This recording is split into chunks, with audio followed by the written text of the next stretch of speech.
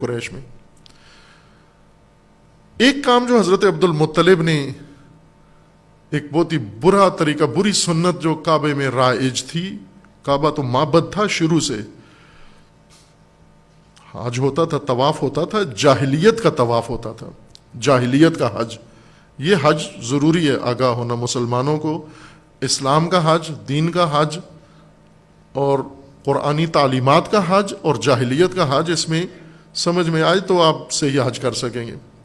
وہ یہ کام کرتے تھے جاہلیت میں کہ جانور ذبح کرتے تھے، قربانی جانور ذبح کر کے اس کا گوشت کعبے کی دیوار پہ مل دیتے تھے، کچھ خود اپنے اوپر مل لیتے تھے، کچھ پی لیتے تھے، خون اس کا گوشت لٹکا دیتے تھے کعبے کے ساتھ، جس کے بارے میں آیت نازل ہوئی کہ یہ غلط ہے۔ حضرت عبد المطلب نے پابندی لگائی کہ یہ حرکت نہ کرو۔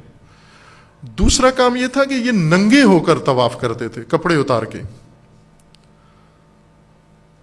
طواف کے لیے دین نے کہا احرام باندھ کے کرو، کپڑے پہن کے کرو، بدن چھپا کے کرو۔ یہ عریان ہو کے، ننگے ہو کے کرتے تھے سارے۔ حضرت عبد المطلب نے پابندی لگائی کہ خبردار، آج کے بعد کعبہ کے گرد کسی نے ننگا ہو کے نہیں گھومنا، عریانی۔ یہ حضرت عبد المطلب کی سنت تھی جو دین نے قبول کی۔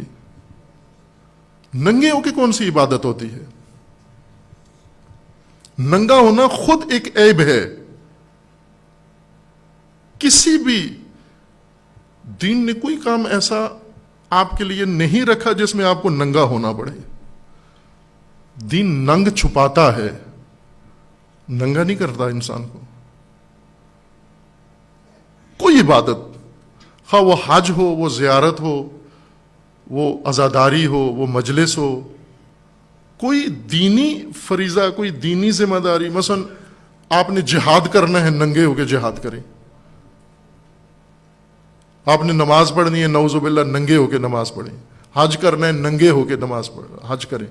ننگا ہونا کہاں سے نکل آیا بیچ میں سے؟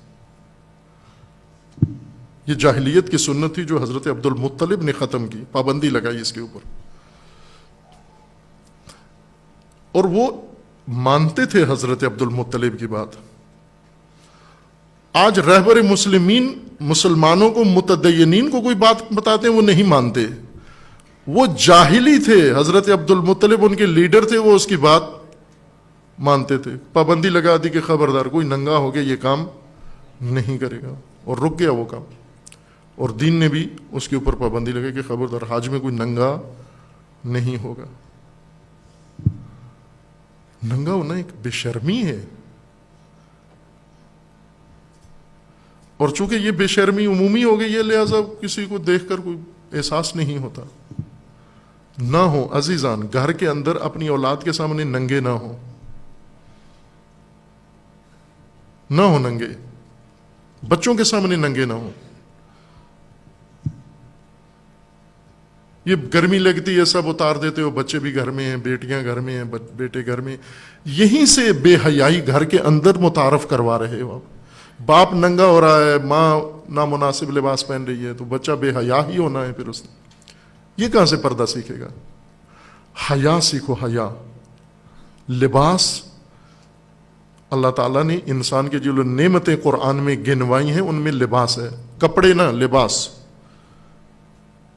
کپڑا اور چیز ہے، لباس اور چیز ہے۔ لباس جو بدن کو ڈھانپے اس کو لباس کہتے ہیں۔ اب بعض اوقات کپڑے ہوتے ہیں لیکن بدن کو ڈھانپتے نہیں ہیں، جیسے ٹائٹ لباس ہے، ٹائٹ کپڑے ہیں، میں لباس نہ کہوں۔ عربی اصطلاح کے مطابق ہم کپڑوں کو بھی لباس کہتے ہیں، لباس کو بھی کپڑے کہہ دیتے ہیں۔ اردو میں فرق نہیں کرتے، عربی میں فرق ہے۔ عربی میں اگر کسی نے ایسے کپڑے پہنے ہوئے ہیں جس سے بدن نظر آ رہا ہے تو یہ لباس نہیں ہے، کپڑے ہیں۔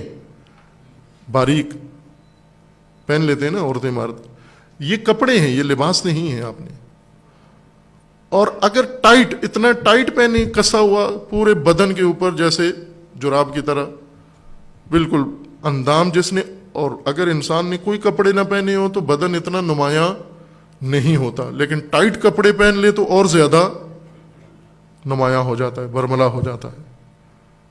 وہ یہ معیوب ہے، یہ بھی بے حیائی ہے۔ لباس پہنو، لباس جو آپ کی جلد بھی چھپا لے اور جو آپ کے بدن کے نشیب و فراز بھی ڈھانپ لے، مرد بھی اور عورت بھی، اس کو لباس کہتے ہیں۔ یہ لباس نہیں پہنتے تھے عبادت کے وقت، کعبے میں گھر میں پہنتے تھے، کعبے میں آتے تھے اتار دیتے تھے۔ یہ کیسے متعارف ہو گیا ننگا ہونا، عزاداری کے اندر ننگا ہونا کہاں سے شروع ہو گیا؟ یہ کس نے ڈال دیا؟ شرم و حیا کے خاندان کی عزاداری ہوتی ہے، عصمت و طہارت کے خاندان کی عزاداری ہوتی ہے، عفت و حیا کے خاندان کی عزاداری ہوتی ہے، بیویوں کی۔ ایک طرف سے بعض لوگ ایسے ہیں، لکھنؤ کے مومنین ایسے ہیں، بعض یو پی کے، کہ وہ بیویوں کے نام کی نیاز جب پکاتے ہیں تو اس میں بھی مرد کو گھسنے نہیں دیتے۔ مثلا بی بی کی زیارت پکڑے، میں نے خود دیکھا ایک مومن کو زار و قطار روتے ہوئے، تو میں یہ سمجھا کہ جس طرح ایام سوگ ہیں اور تو یہ اس کے اوپر کیفیت طاری ہے، لیکن وہ مسلسل روتے جا رہے تھے اور غیر معمولی انداز سے روتے جا رہے تھے۔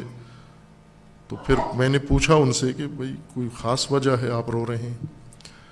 تو پھر وہ فریاد کرنے لگے کہ مولانا زمانہ دیکھو کیسے ہو گیا، کیا ہو گیا۔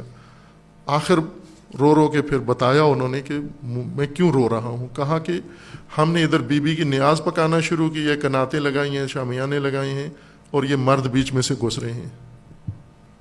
بی بی کے نیاز سے جو مرد گھسنے، مرد نہ جائے، اس بی بی کا نام لے کر، اس کا نوحہ پڑھ کے، اس کا مرثیہ پڑھ کے، کپڑے اتار کے، تو وہاں نہیں یہ احساس ہوتا۔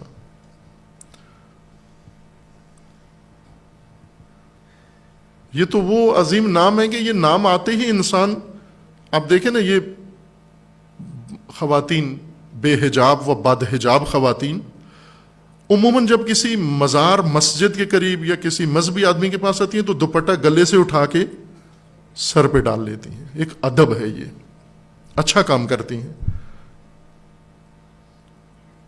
جب بھی مقدس جگہ پہ جاتی ہیں دوپٹہ پہلے گلے میں پڑا ہوتا ہے، پھر وہ نکال کے سر پہ ڈال لیتی ہیں۔ دیکھا نا، مثلا آپ کسی کے یہاں جاتے ہیں، قرآن جب پڑھا جا رہا ہو تو وہ فوراً دوپٹہ سر پہ لے لیتی ہیں، ہے نا؟ یہ خواتین دیکھا ہوا ہے آپ نے۔ خوب، یہ اچھی تہذیب ہے۔ یہ جب مجلس میں آتے ہو آپ، برفرض اگر بدن کا کوئی ایسا ننگا ہے تو وہ ڈھانپ کے ہو مجلس کے اندر، چونکہ خاندان عطرت، خاندان عفت، خاندان عصمت کا ذکر ہونا ہے یہاں پر، سیدہ کا ذکر ہونا ہے، ان کی اولاد کا ذکر ہونا ہے، بیویوں کا ذکر ہونا ہے۔ اگر نہ ہو، فرض کرو بیویوں کا ذکر نہیں ہونا، مردوں کا ذکر ہونا ہے، تو کیا مردوں امام علی کا نام لیتے ہوئے ننگا ہو انسان؟ امام حسین کا نام لیتے ہوئے ننگا ہو انسان؟